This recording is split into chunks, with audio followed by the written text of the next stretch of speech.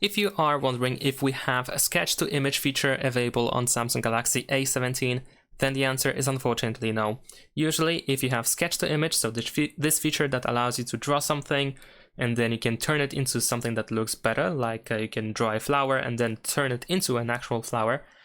In that case, unfortunately, it is not available. Usually in order to find it, you have to have Galaxy AI available on your Samsung Galaxy smartphone. And you can find out if you have Galaxy AI features by going to settings. It is usually accessible, well, described somewhere over here among these settings. But as you can see, it is not available. You can also try to, for example, edit a photo in order to look for that feature.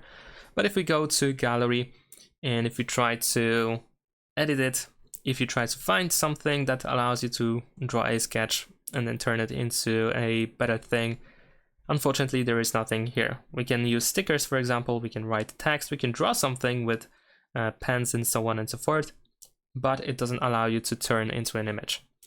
And that's pretty much it. Thanks for watching, leave a like and subscribe.